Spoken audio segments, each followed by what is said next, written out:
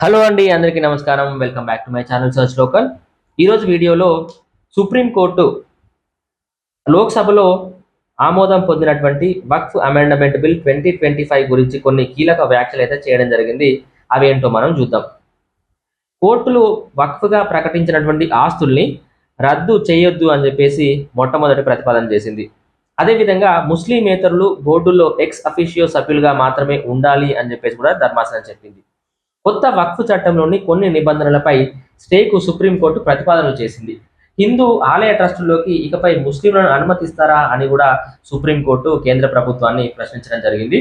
శతాబ్దాల కిందటి మసీదులకు సేల్ డీడ్లు ఎట్లా ఉంటాయని చెప్పేసి కూడా ధర్మాసనం వీళ్ళను ప్రశ్నించడం జరిగింది. కేంద్రాన్ని వక్ఫ్ నిర్ధారణ లోపల కలెక్టర్లకు కల్పించినటువంటి అధికారాలపై అభ్యంతరం వ్యక్తం చేసింది సుప్రీంకోర్టు. గతాన్ని తిరిగి రాయడం సాధ్యం కాదని కూడా సుప్రీంకోర్టు వ్యాఖ్యానించింది. సో వీటన్నిటిపైన ఈ రోజు కూడా మళ్ళీ విచారణ కొనసాగబోతుంది. సో అసలు ఏంటి అని చెప్పేసి మనం మ్యాటర్ చూసినట్లయితే, వక్ఫ్‌గా న్యాయస్థానాల్లో ప్రకటించినటువంటి ఆస్తులను ప్రస్తుతానికి వక్ఫ్ జాబితా నుంచి తొలగించకూడదు అని కేంద్ర ప్రభుత్వానికి సుప్రీంకోర్టు ప్రతిపాదన చేసింది.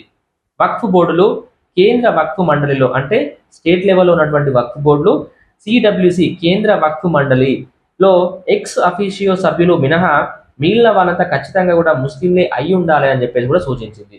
మతంతో సంబంధం లేకుండా ఎక్స్ అఫీషియో సభ్యులను నియమించవచ్చని పేర్కొంది.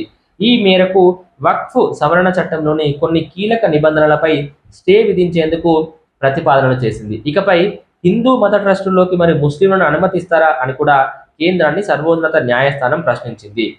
కేంద్ర వక్ఫ్ సవరణ చట్టం 2025 రాజ్యాంగ భద్రతను సవాల్ చేస్తూ దాఖలైనటువంటి పిటిషన్లపై భారత న్యాయమూర్తి CJI justice Sanjiv Khanna, justice Sanjay Kumar, justice K Viswanathan వీళ్ళతో కూడినటువంటి త్రిసభ్య ధర్మాసనం బుధవారం విచారణ నిర్వహించింది.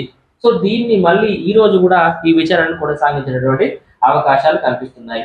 వక్ఫ్ ఆస్తుల రిజిస్ట్రేషన్లకు అవసరమైన ధ్రువపత్రాలు చాలా మంది దగ్గర ఉండవు. అంత మాత్రాన వక్ఫ్ వక్ఫ్ బై యూజర్ గా వాటిని ఎందుకు అనుమతించారని సొలిసిటర్ జనరల్ ను ధర్మాసనం ప్రశ్నించింది. వక్ఫ్ కాదంటూ వాటిని రద్దు చేస్తే తీవ్ర పరిణామాలు ఎదురవుతాయని అభిప్రాయపడింది. అధికారిక లేదా రాతపూర్వక ధృవీకరణ లేనప్పటికీ దీర్ఘకాలంగా వక్ఫ్గా కొనసాగుతున్న ఆస్తులను వక్ఫ్ బై యూజర్ గా పిలుస్తారు. Waqf by user, waqf by deed ఏదైనా సరే కోర్టులు వక్ఫ్గా ప్రకటించిన ఆస్తులను రద్దు చేయకూడదు. తాజా పిటిషన్లపై విచారణ కొనసాగినంత కాలం ఇదే పాటించాలి అని సిజేఐ ప్రతిపాదించారు. వక్ఫ్ విషయంలో కొంత దుర్వినియోగం జరుగుతున్న మాట వాస్తవమేనని, అయితే దానిలో కొన్ని నిష్కలంకమైనవి ఉన్నాయని ధర్మాసనం పేర్కొంది. న్యాయస్థానాల తీర్పులు, ఉత్తర్వులు చెల్లవని ప్రకటించే అధికారం చట్టసభలకు లేదని వ్యాఖ్యానించింది. 14 నుంచి 16 శతాబ్దాల మధ్య చాలా మసీదులు నిర్మితమయ్యాయని, వాటికి సేల్ డీడ్లు ఉండవు అని ధర్మాసనం గుర్తు చేసింది. వాటిని వక్ఫ్ బై యూజర్ పరిధిలో వక్ఫ్ ఆస్తులుగా కొనసాగించాల్సిన ఆవశ్యకతను నొక్కి చెప్పింది.